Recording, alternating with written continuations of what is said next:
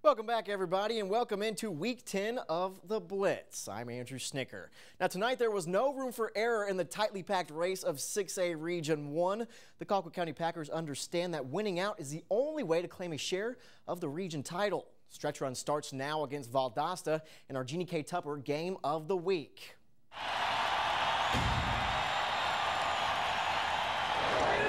And in Valdosta tonight, Colquitt County closing out a 3-game road streak against the Wildcats. Also, the Pack looking to end a 2-game losing streak to Valdosta. And, well, they're needing some help in the second quarter, already down 14-0. This will help by Tim Sanders diving in for the Colquitt County score. 7-14, they're still down. But Valdosta answers right back here. Stellar running back Malcolm Joseph from his own 25-yard line, wide open down the right sideline. That's good for a Valdosta score, and it's 21-7. Coach Rush Probst looking for some answers, and he's not going to find it here. Cole Massengill back to pass, and Sherrod Inman underneath it for another Valdosta score. That would make the score 28-7. Valdosta leading at this point. Now, Colquitt and Cole Seagroves do get going a little bit here. Bobby Hill makes the catch in for the score, 28-14 Valdosta. But it doesn't get any better for Colquitt County on this night. Their losing streak's going to go to 3 against Valdosta, as Valdosta's leading in the fourth quarter currently 38-14. On to some more 6A action. The undefeated Lowndes Vikings gearing up for a showdown with Camden County next week. But you can't look ahead. Tift County trying to stop those Vikings on their undefeated season. Now we're going to start in the first quarter here. Tevin Brown for Lowndes, running it down all the way to the 1-yard line. That would set up a Vikings touchdown and a 14-0 Lowndes lead. Now, second quarter, 14-0, same score. Alex Stevenson, rare pass here. Kenny Moore underneath it on the bomb for the touchdown, extra point good there, 21-0.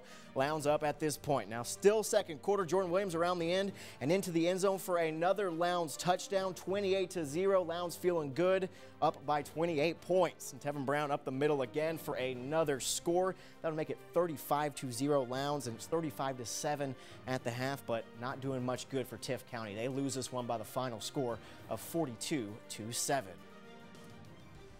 Over in AA, the Cook Hornets want this game badly against Brooks County, a direct path to the region title on the line for those Cook Hornets. And with a Hornets win, they would hold all the tie breaks. Look at that barbecue, though. I got sidetracked there for a little bit. The tie breaks for the championship, though. Cook and Brooks County. Brooks County wins it. They win the region title. Cook trying to stop that celebration early on. But trouble for Cook in the first quarter. Scoreless game in their own territory. Ross Pickle getting picked off by DeJuan Miley. Miley works his way around the Cook defenders in for the score, 7-0 Brooks County. Just like that. Now, next possession for Cook. Pickle at it again. He's going to drop back looking for his receiver. And this one, yeah, that may hurt a little bit. He may feel that one tomorrow. Hard hit by Martez Gray. Cook forced to punt. Now, as we were talking about, Malcolm Parrish, the stellar quarterback for Brooks County here. He's going to dish it off to his golden running back, Brandon Golden. Long screenplay, good for good yardage for the Trojans. And then a little bit later on, Parrish carrying it on in himself for another score, 14-0 Trojans at this point. Cook would knot this game up at 14 apiece, but Brooks County, this is just a special season for the Trojans as they win this one and win the region title. Final score, 35-21. Over in the GISA, Deerfield Windsor is fending off another threat to their crown. The defense has been the key for Deerfield. That's playing at a championship level. Yes, the Knights have allowed less than 6 points a game in their last 3 games, and it was another stellar defense tonight as they were facing Pinewood Christian. We're starting no score here, just showing a little bit of that defense, holding tight, getting pressure inside, forcing Pinewood to punt. Now on offense, Karan McLean with the handoff, and that's going to be good for about a 20-yard gain, getting down to the 25-yard line in Deerfield. And a little bit of hurry up on this drive, going right back to the bread and butter. Karan McLean again, and he's just going to scoot his own way in for a score and a 7-0 Deerfield lead. Now after another 3-and-out by Pinewood, Deerfield in the red zone, Sam Shellhouse bulldozes his way in for a touchdown. Deerfield up 14-0 at this point, still in the first quarter. Now the Deerfield defense at it again. I don't think you really understand. Pinewood didn't get past the 50-yard line throughout most of the first quarter and throughout the second. Here's Sam Shellhouse and also Matthew Fox getting in on the tackle, and then to cap it off here, Dallas Martinson on the slant to Rich Falah. Another touchdown for Deerfield. 21-0 at this point. Deerfield rolls. Final score 49-7. Well, coming up next, Westover hoping to run steady against Doherty High, and playoff teams play for seeding in AA. Stay tuned for more from the Blitz. And welcome back. Well, it's just another year at the top for the Cairo syrup makers.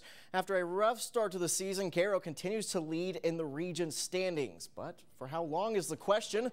America's Sumter hosting Cairo tonight, looking to knock off the syrup makers and end a two-game losing streak while they're at it. Now, not a good start for America's, down 13-0 in the second quarter, looking to make a run here with some little bit of using all the tools in the tool shed here. Jonathan Thomas not usually throwing the ball. He goes deep to Dylan Morgan, incomplete on that play. So after the punt, Cairo on a 3rd and 9, run to the left for Donald Thomas, and he's going to be able to pick up about 5 yards on that play, but that also for Cairo not going to lead to a first down as they have to punt back to the America's Sumter Panthers. Now America's trying to drive again. Wesley Fields on a 1st and 10, carries the ball to the left, but a host of Cairo men taking him down for no gain, and then Fields again on the carry just a little bit later. He's up the middle, and he's only going to get 5 yards on that one. So the point of the first half was Cairo holding strong as they were up 13-0, and Cairo holds strong all the way through this one as they win again. Final score in America's 29-20.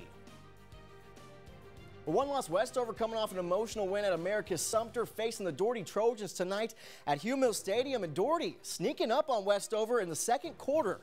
Westover up 6 points here, 14-8, but Doherty showing life. Watley going deep, hits to Mario Barney for the 40-yard pass, and Trojans getting pumped up here for a little bit of a comeback. Now, next play from the 10, Barney across the middle, cutting through the field, follows his blocks beautifully in for the touchdown.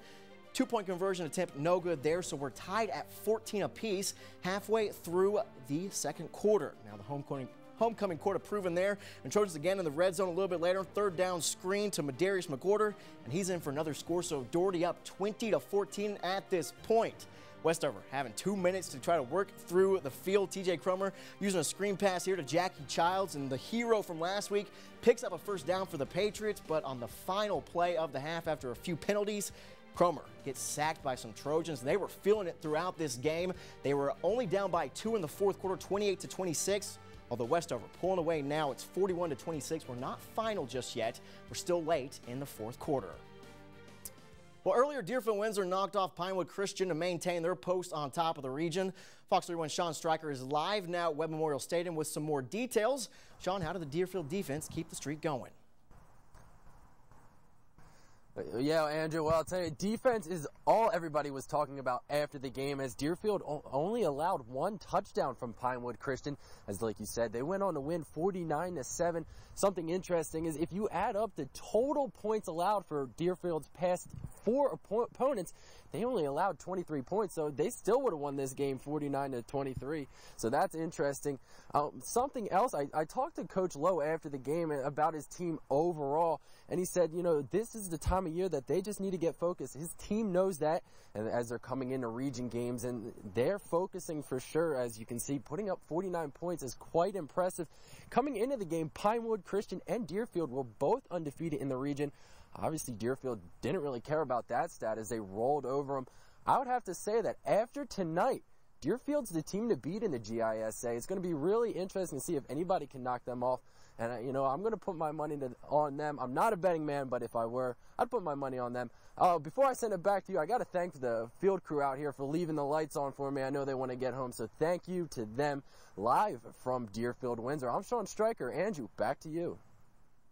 Thank you, Sean, and thank you, Deerfield Windsor field crew, for leaving the lights on for him as well. So Deerfield jumping another hurdle on their way to a region championship. A score update, Westover did defeat Doherty 41-26 over at Hugh Mills Stadium. That game is now final. Well, coming up, Fitzgerald was tested by Early County, and can Irwin County move a step closer to a title against Turner? We'll talk about all that and more next on The Blitz.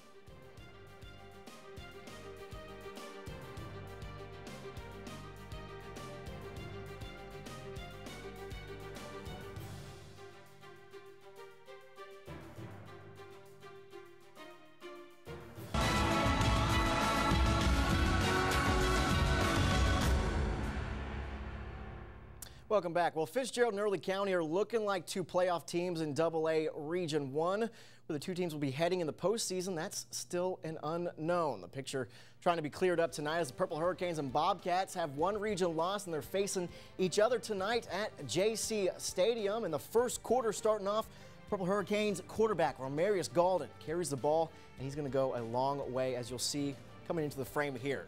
Barely touched all the way into the right end zone for a score, and that would give Fitzgerald a 7 lead early on in this game. Now, Early County struggling here on the punt. This one gets blocked by Zeke Coley, and Corey Robertson able to recover for Fitzgerald. So the Purple Hurricanes get the first down, but unable to score on that drive. So Early County back in business on offense, and they're going to hand it off to their fantastic running game here. Ladonis Bryant carries the ball to the 29-yard line for an Early County first down with about 5 minutes left in the first quarter. A little confusion there about a fumble, but Early County does keep the ball. Now, Purple Hurricanes a little bit later on do force the fumble, and they would pick up on the first down from their own 25-yard line. And Fitzgerald, creating a few fumbles on the night, they're able to win this one, holding off Early County by the final score of 17-14.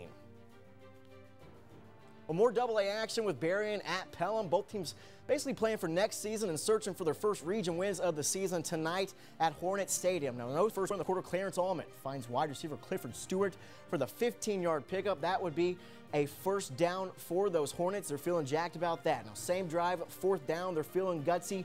Gonna go for it here. Allman looks for wide receiver Trevon White. But it bounces off his hands. Can't complete it there. That would end the first quarter as Berrien takes over on downs. And after that, it was all Berrien from here. Sean Witt, the quarterback, handing off to Taylor Griner, and he's going to take it all the way down to the 1-yard line. And on the very next play, Witt hands it off again to Griner. Why not on that one? And Griner, as you're going to see here, is going to be able to charge in for the score and a 7-0 Berrien lead. Now, still in the second quarter, just a little bit later on, Berrien with the ball again, and Witt deciding to drop back and pass it on this one. Blake Thomason in the back, and he's going to go a far way on this one, barely getting out of the end zone. I guess he's not getting in the end zone. He's right there at the corner. Not in for a score. They ruled out the one, but at this point, Berrien goes into the half 21-0, and they beat Pelham by the final score tonight, 21-7. Well, before the season started, not many people would have predicted Irwin County would be the leader in Region 2 Single A. But with just 3 weeks left in the season, that's exactly where those Indians are sitting. An Irwin County team full of youth is playing above their age. The Indians facing a road test and a rather tough one against the Turner County Rebels tonight. Now, this is in the first quarter, and this is going to take you all the way through the first quarter. Turner County holds possession for the entire quarter. After the kickoff, Luke Saladay there passing to Quan Hillman, and then Mark Lamb going to get the handoff there, going to get a few more yards, and then Saladay going back to Hillman for another completion. And then later in the first quarter, Saladay rolling out, hits Hillman again for the Rebel touchdown. 2-point conversion, which would be key, was no good there. So Turner County up 6-0. Obviously, that's not all the scoring in this game. Irwin County ends up winning this one 27-26. So that 2-point conversion proving vital there at the end as Irwin County moves to 4-0.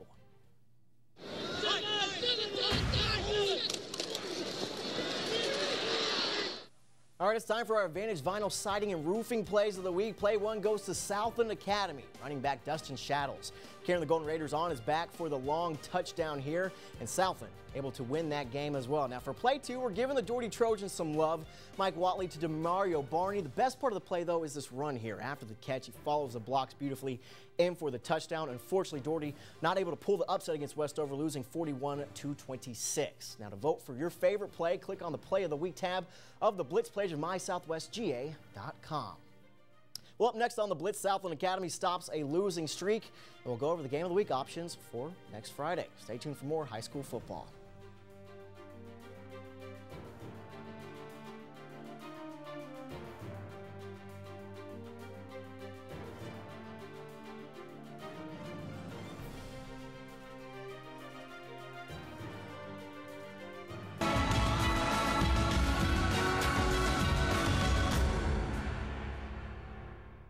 All right, closing out the night with some GISA football. After 5 straight wins, Southland Academy has lost 3 straight games. Their opponent, Tift Area, still working through the kinks, so Southland looking to end that streak tonight. Starting in the second quarter, Southland already up 20-6. Here's Tift Area, though. Bailey Cunningham passing to Nathan Carswell for the first down. Tift Area trying to get back in this game early in the second quarter. Now, Cunningham again looking for a receiver. He can't find anything, so he runs down the right sideline for a gain of about 4 yards here. And then Rob Flick comes in for Tift Area on the pass, and he's going to go deep to Sheldon Cooper. That's going to be good for a first down as Tift Area is still in business, trying to extend that losing streak for Southland Academy. Now first and goal for Tift Area, Rob Flick handing off to Matthew Turner. And that's going to be a touchdown for Tift Area. Extra point is good. 20-13 Southland holding on at this point. Now first and 10 for Southland. This is a play we showed you just a few minutes ago. John Atkins handing off to Dustin Shadows, and Shadows doing the rest for a 36-yard touchdown run. That would make the score 27-13 Southland at the half, and Southland ends that losing streak. They win tonight over Tift Area. Final score 37-19. Well, as November football nears, there are only 2 more weeks left in the high school football regular season. Not a lot of time left for some playoff positioning. And with that, the upcoming Blitz Game of the Week options are becoming even more interesting. Of course, 6A Region 1 always stacked with good matchups. Colquitt County hosting Coffee, Lowndes hosting Camden County, while Monroe will be trying to create a 3-way tie atop Region 1 Quad A against Cairo. Now remember to vote for your favorite game online at mysouthwestga.com/theblitz.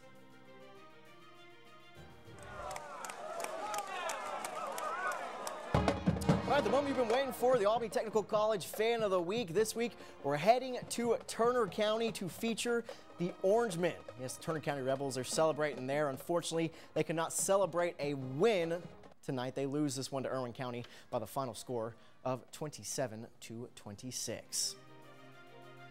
And just one more score to get to tonight. The Darton State College women's soccer team faced South Georgia in the Region 17 semifinals, and the Lady Cavaliers, they prevail, moving on to the finals, beating South Georgia tonight 3-1. On Saturday, it's a soccer Saturday over at the Cavalier Complex. It's a championship game at 2 o'clock for the women. The Darton State men playing the semis against